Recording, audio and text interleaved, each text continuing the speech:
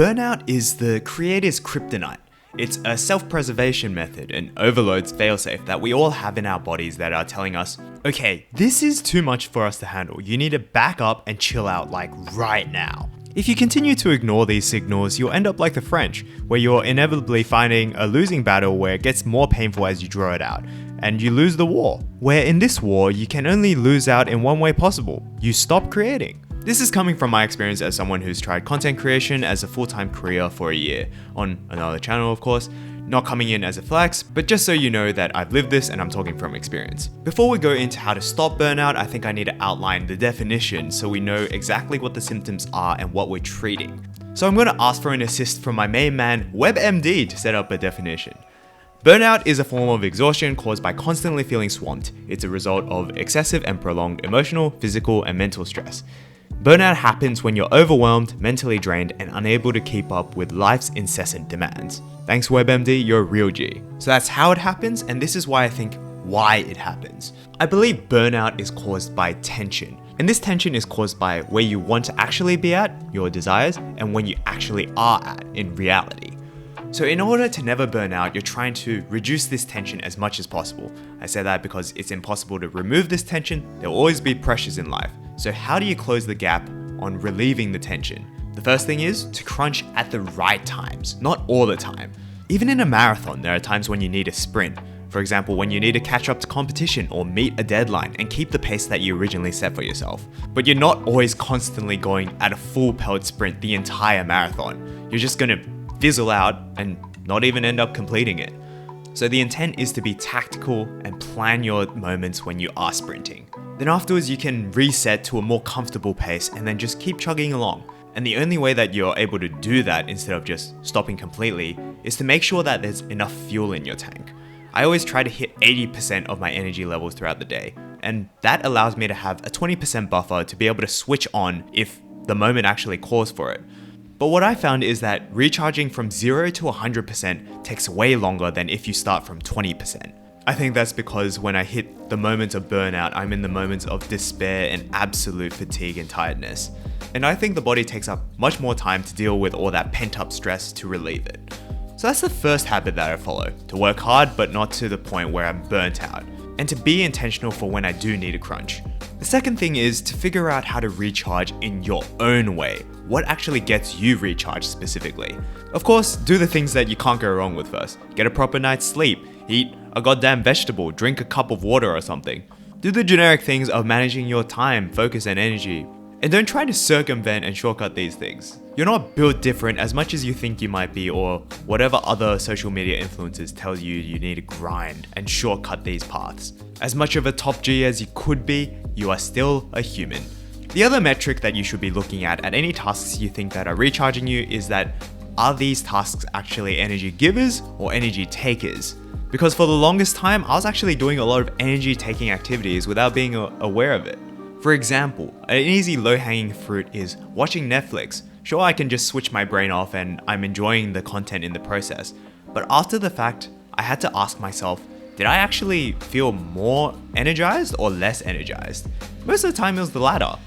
It made me cathartic, lazy, and wanted to stay in bed. So I would suggest go through your tasks, add a plus, equal, or minus to be able to determine if it's an actual energy giver or taker, or if it keeps your energy levels the same.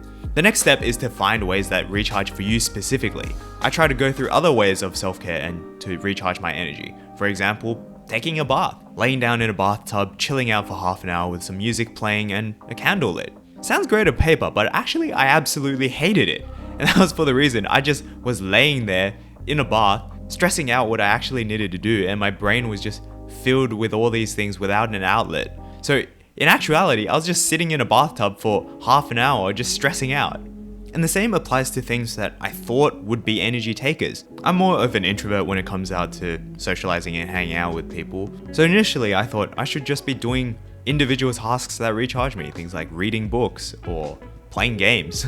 But once I actually started consistently going out, I realized that actually hanging out with people that I enjoyed recharged my battery much better than any of the tasks that I thought would actually recharge my batteries. So the point of the lesson is you actually have to go through and test different tasks and actually find out what works for you.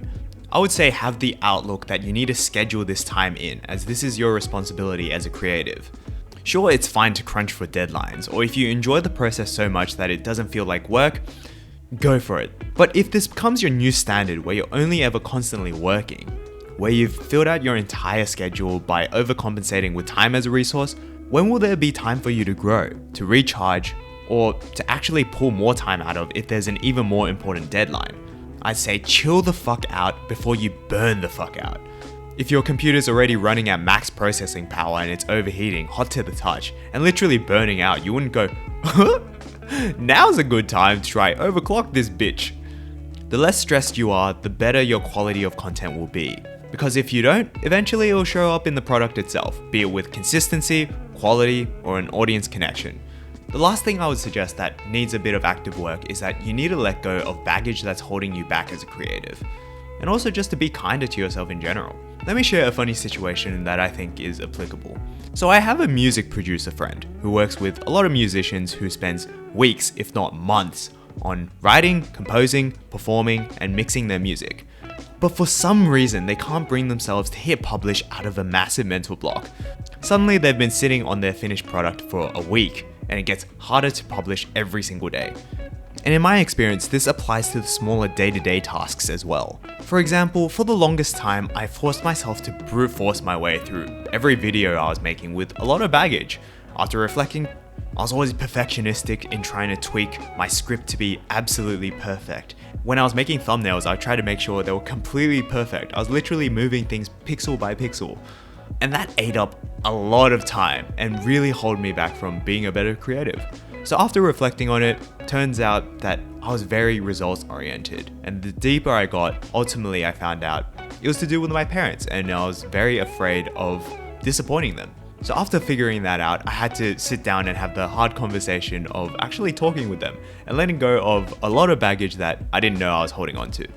So I'd say find out where these things that are holding you back are coming from and deal with them proactively instead of letting them inhibit your entire work process and just giving tension in every step of the way.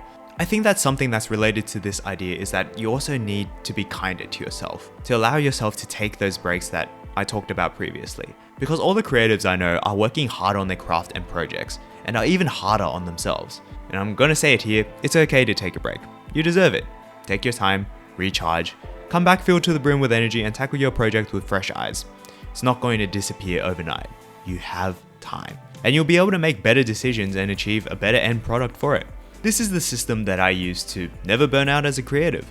Let me know if you think there's any other better methods. I'm always trying to find out if there's a better way to do this. So share your experiences in the comments, let me know. If you're interested about the crossroads of being a creator, consider sticking around and subscribing. As always, thanks for watching, and I'll catch you in the next one.